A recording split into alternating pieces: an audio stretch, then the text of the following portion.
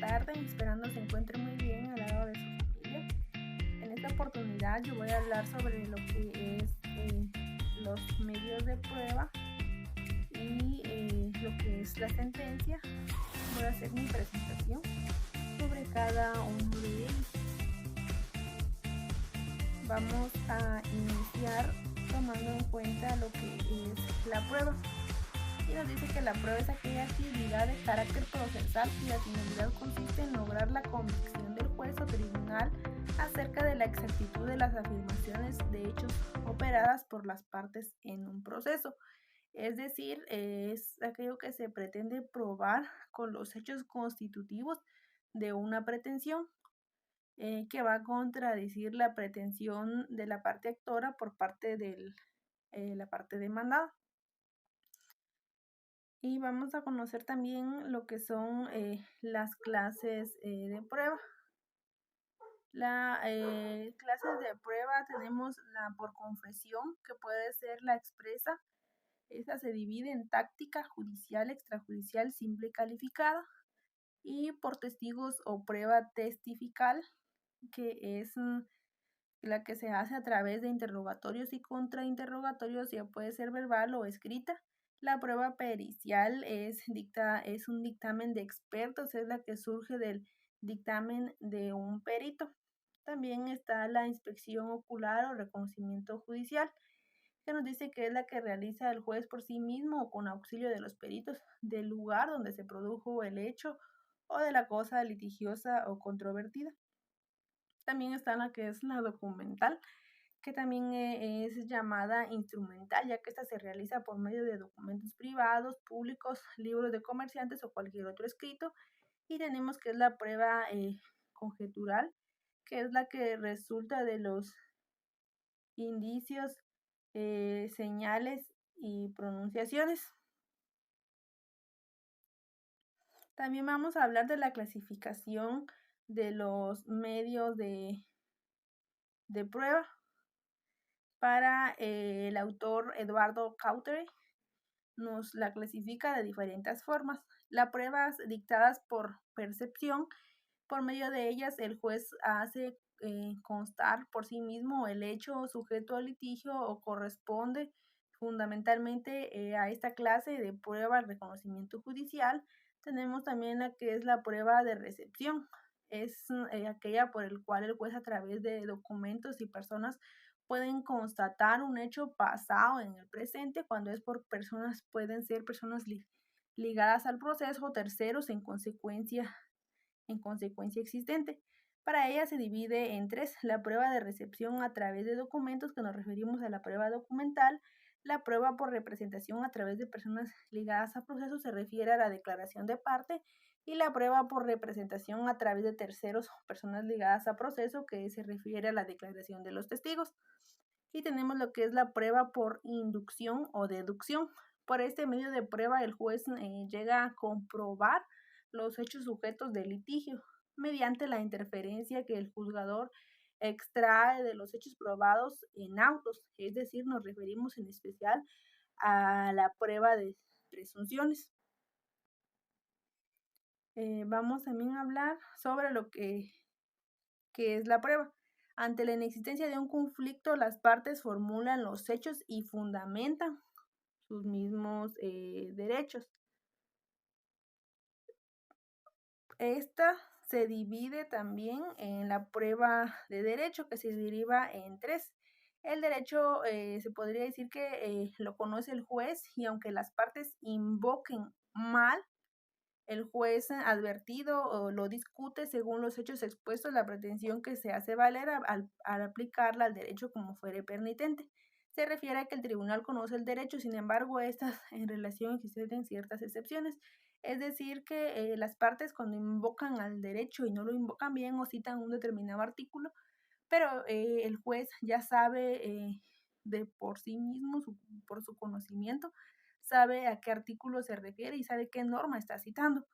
Pero también existen varias excepciones, como le son el derecho del extranjero, que si bien el artículo 3 del organismo judicial nos establece que no podemos alegar ignorancia de su uso, costumbre o práctica en contrario a la ley, pero se refiere a la ley interna En consecuencia, cuando la discusión sobre la existencia de una norma extranjera, la misma debe probarse cuando se invoque la misma, porque sabemos que el juez va a conocer la legislación guatemalteca, más no de otros países, como en este caso la del extranjero.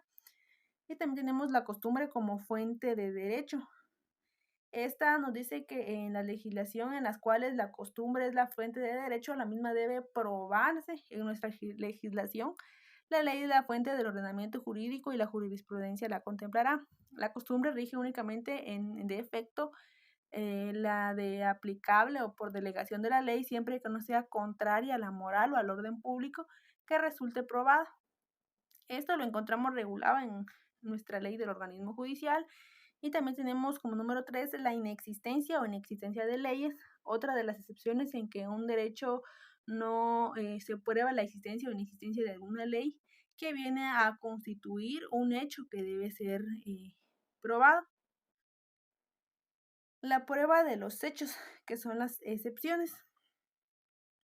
Respecto a las pruebas de los hechos, no cabe discusión que en el proceso civil los hechos deben de probarse y como consecuencia son objeto de las pruebas los hechos articulados, es decir, solo hechos aportados por las partes.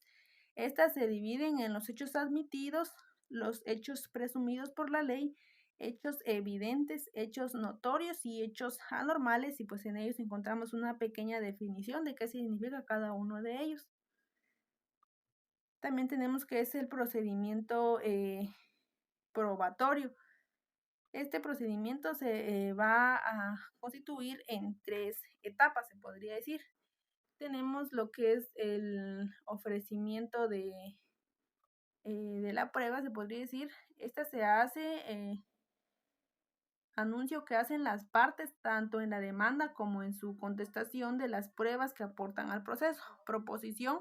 La segunda etapa del procedimiento probatorio es el posterior a la solicitud de admisión de la prueba y el diligenciamiento, puesto que una vez ofrecida la prueba y admitida por el juez se procede a su incorporación. Y está el sistema de valoración, que como sabemos está la legal o tasada. La ley le da al juzgador el valor que debe asignarse. Esto lo encontramos regulado en el artículo 139 y 186 del Código Procesal Civil y Mercantil. La libre convicción, el juez razona sin apoyarse en la prueba. Y la sana crítica, que el juez analiza sin apoyarse, sino que solo por su experiencia, se podría decir. A esto nos referimos cuando hablamos de los diferentes medios de prueba en el proceso civil. Y vamos a conocer también lo que es la vista y la sentencia. Bien, sin más vamos a iniciar hablando qué es la vista. La vista es el momento procesal oportuno en el cual las partes podrán alegar de palabra o por escrito.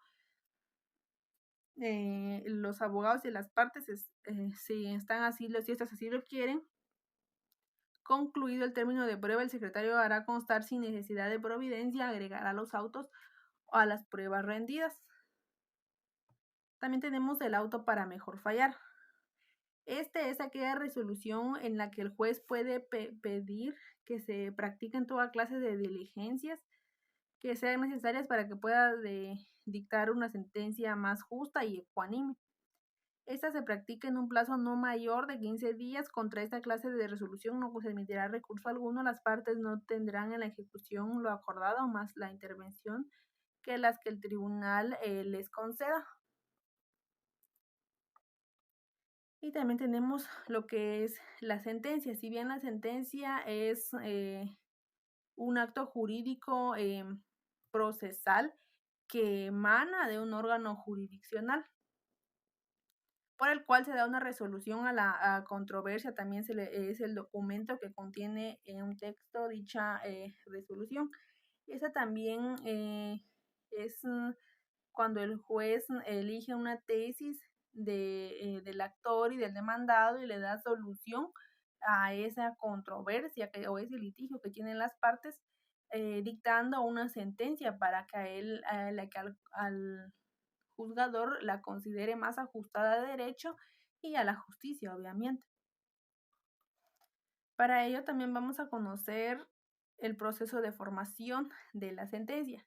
Primero vamos a ver la formación. Dice que es un examen prima facie.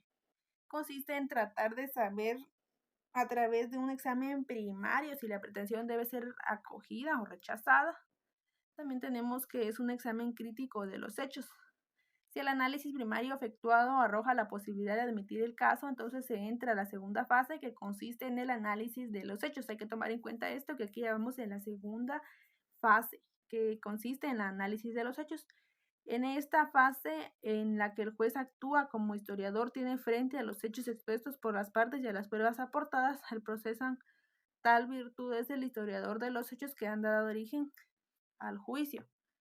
También tenemos la aplicación del derecho a los hechos, que nos dice, está ya tipificado, los hechos corresponde determinar el desarrollo aplicable, es decir, que qué norma es aplicable al tipo de juicio, se denomina subsanación y es el enlace lógico, el hecho concreto y particular con la norma jurídica.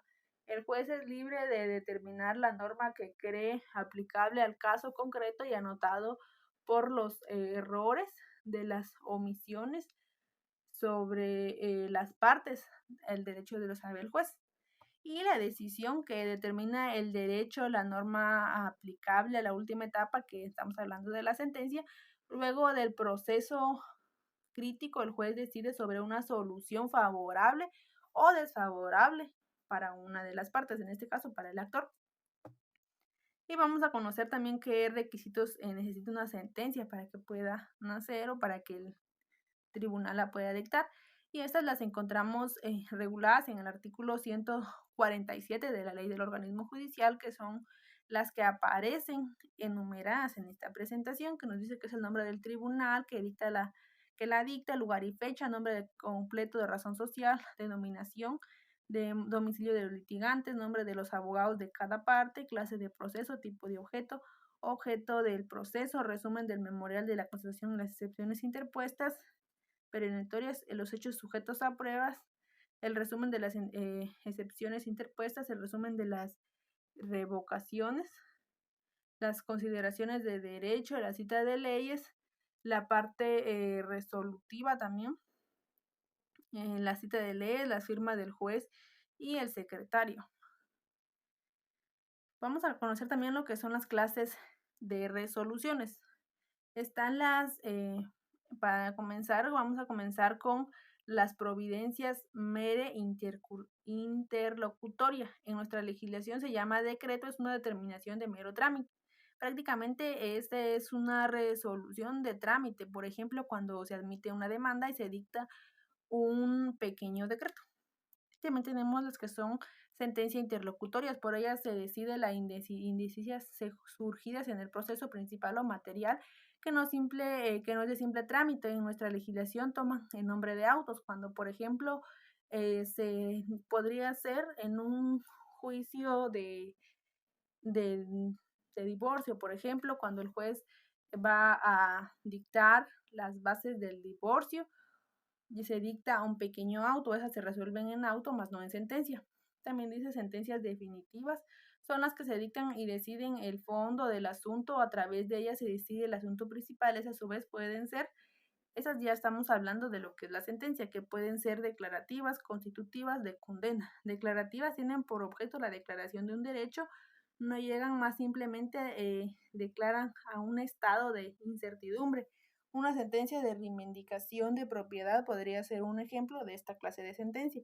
Y las constitutivas, que esas sentencias además de declaran un derecho, crean, modifican o extinguen un estado jurídico. Un ejemplo de esta clase de sentencias es la que declara el divorcio y la que declara la filiación. Y las de condena, que esas son, además de ser declarativos, imponen el cumplimiento de una prestación. Un ejemplo de ellas, este tipo de sentencias, es el pago de daños y perjuicios y la fijación de la pensión alimenticia. Bien, licenciado, esto ha sido toda mi presentación, esperando pues que haya sido de su agrado, que sea de su agrado. Mi nombre es Silma Dalí Pérez Gómez, como bien estaba al inicio de la presentación. Muchas gracias, Lick, y que tenga una feliz tarde o mañana, dependiendo de la hora que usted vaya a ver este contenido.